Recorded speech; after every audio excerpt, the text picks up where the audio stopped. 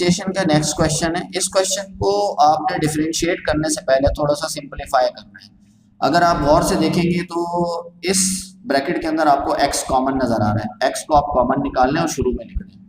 ठीक है, पहला स्टेप तो हो गया है। दूसरा स्टेप यह है, यहाँ पर दो काम करना है दूसरे स्टेप के अंदर। एक तो ये करना है कि x को आपने 2 दफा अंडर रूट में लिख देना है।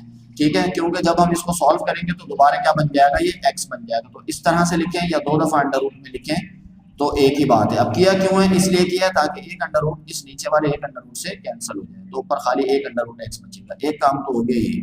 दूसरा काम यह है कि यहाँ पर a प्लस बी और a माइनस बी का फॉर्मूला अप्लाई हो रहा है। दो ब्रैकेट है, दोनों सेम है, सिर्फ इनके साइन चेंज है। तो हम a का स्क्वायर और b का स्क्वायर कर देंगे। a का मतलब पहली वैल्यू, b का मतलब सेकंड वैल्यू, तो इनका स्क्वायर कर देंगे।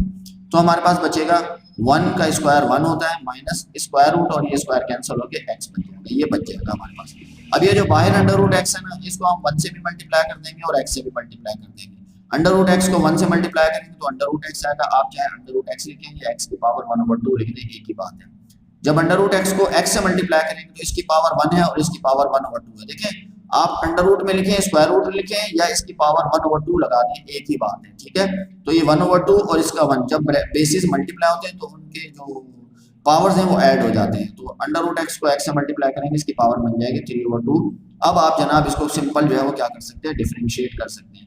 इसके साथ भी d/dx लगा देंगे, इन टर्म्स के साथ भी d/dx लगा देंगे।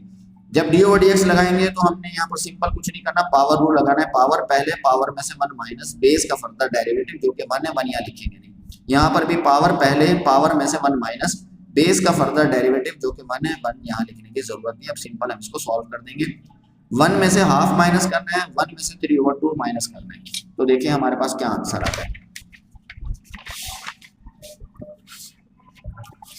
जी। 1 में से हाफ माइनस किया तो माइनस का हाफ बचेगा, 1 में से 3/2 माइनस किया तो 1/2 बचेगा। ये नेगेटिव है पावर, इसको नीचे ले जाएंगे। नीचे आप पावर 1/2 लिखें या स्क्वायर रूट लिखें, एक ही बात है। यहाँ पर पावर 1/2 लिखें या स्क्वायर रूट लिखें, एक ही बात है। अब हमने लेना है एलसीएम। ठीक है, 2 2 दफा लिखा हुआ है। जब एलसीएम लेते हैं तो जो सेम चीज होती है उसको एक दफा लिखते हैं और अंडर रूट x भी एज इट इज आ जाएगा। अब ये टर्म और ये टर्म सेम है तो 1 एज इट इज आ जाएगा। यहाँ से 2 और 2 ये सेम है, इसको छोड़ देंगे, अंडर रूट x बचेगा, जिसको हम क्या करेंगे, इस ऊपर वाली वैल्यू से मल्टीप्लाई करवाएंगे। तो अंडर रूट x और अंडर रूट x जब मल्टीप्लाई होंगे तो सिंपल x आ जाएगा। स्क्वायर रूट वाली सेम वैल्यू को जब मल्टीप्लाई करवाते हैं उनका स्क्वायर रूट खत्म हो जाता है और खाली जो है वो वैल्यू बचती है। तो ये इसका फाइनल आंसर।